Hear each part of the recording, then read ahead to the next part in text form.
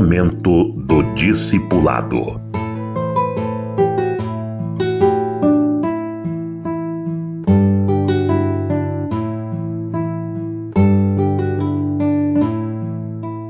Tempo de apostasia geral não justifica não se fazer discípulos.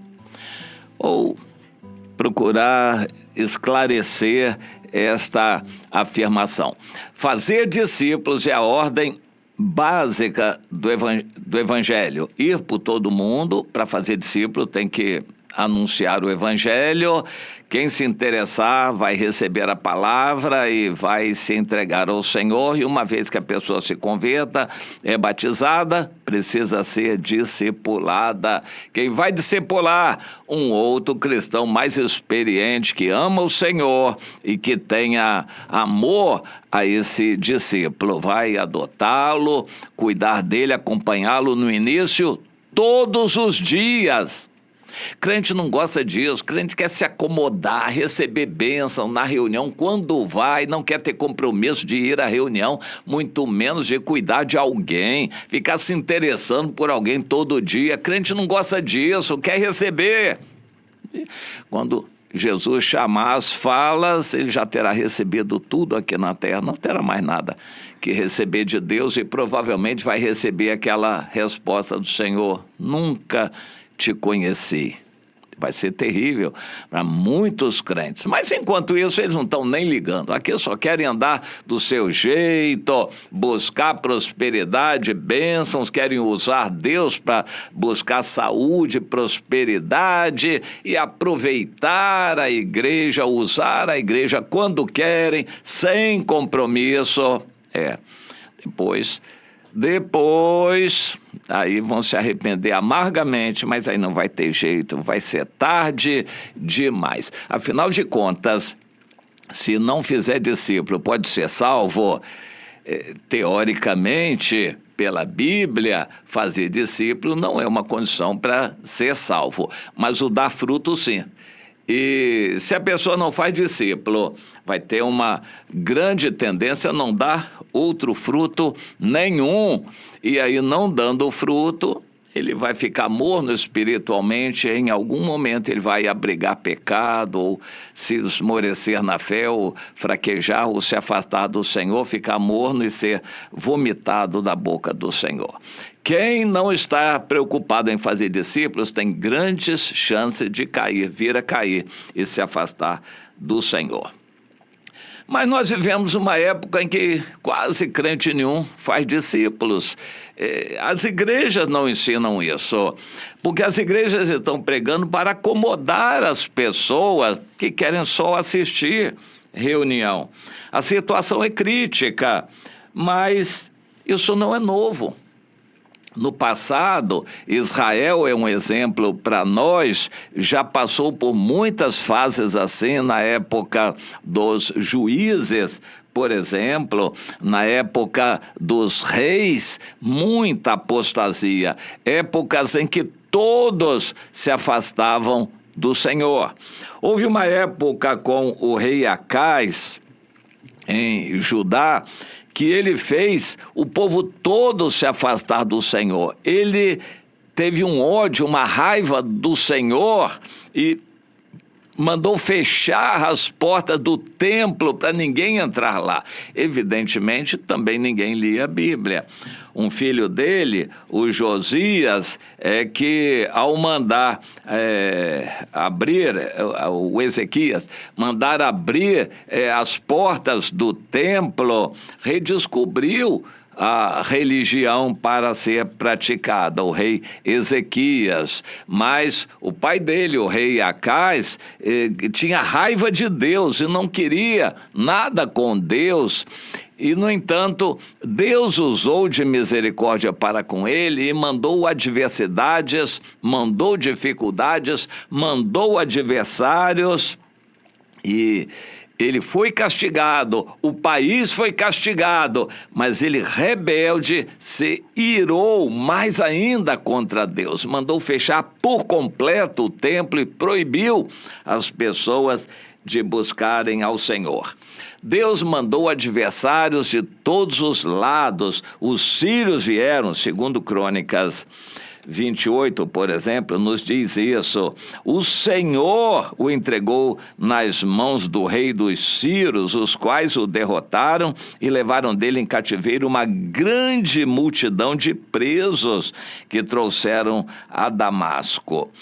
Também Deus moveu o Peca, filho de Remalias, que matou em Judá num só dia 120.000 homens, todos homens poderosos, soldados, porque tinham abandonado o Senhor.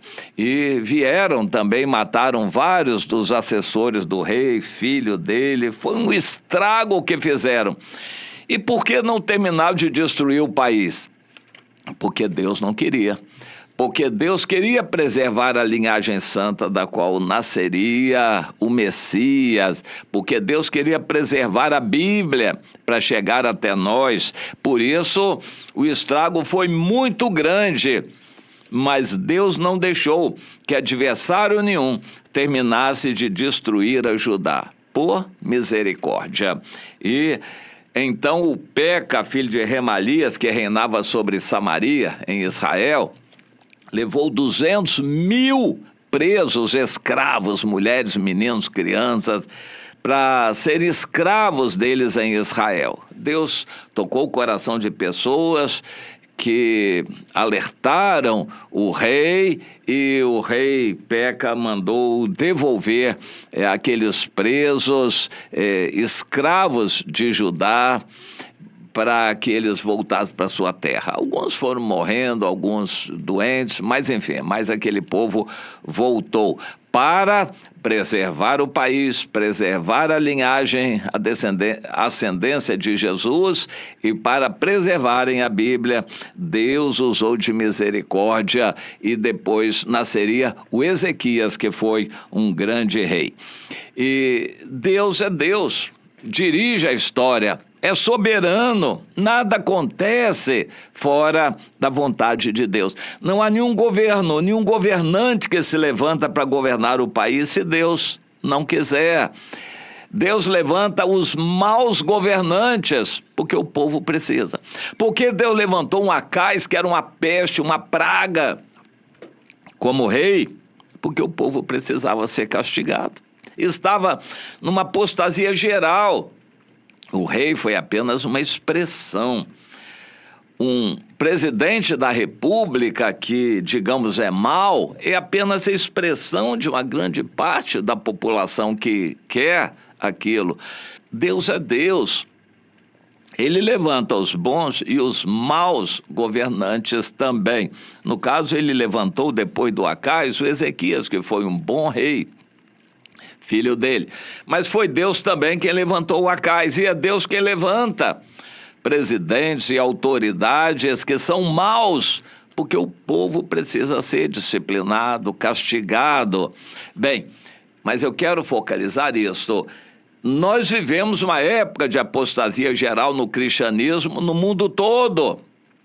Deus está levantando governos que vão perseguir os cristãos. Deus levanta governo na França, na Europa, na China, na Rússia, na Índia, nos países árabes e muçulmanos, em Israel, em todo lugar. Governantes estão se levantando para perseguir os cristãos, e vai se levantar um anticristo que vai terminar de perseguir os cristãos nos países chamados cristãos, Europa e América.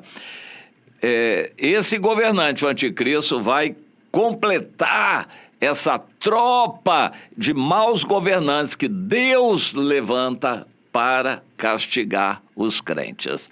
Mas por que isso? Porque precisam ser filtrados para o arrebatamento.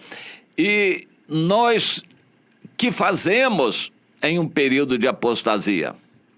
fazer o que temos que fazer sempre, que Jesus nos mandou fazer discípulos.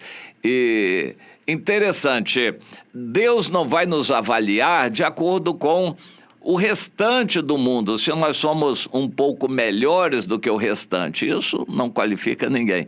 Você tem um modelo, que é Jesus, tem uma palavra, a Bíblia, que ensina, e o Espírito Santo, que nos ajuda.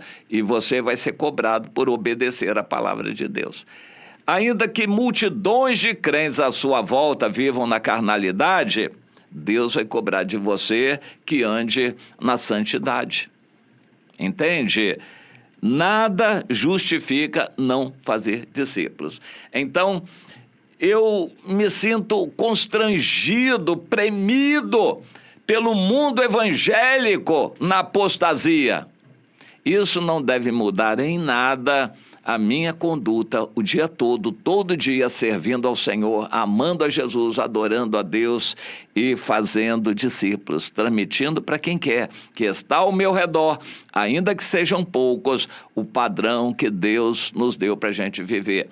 Eu vivo um padrão de santidade, uma vida pessoal consagrada a Deus, me afasto das coisas do mundo, dos entretenimentos do mundo, eu me consagro a Deus, mas eu também transmito isso para os que estão à minha volta, quer queiram praticar, quer não.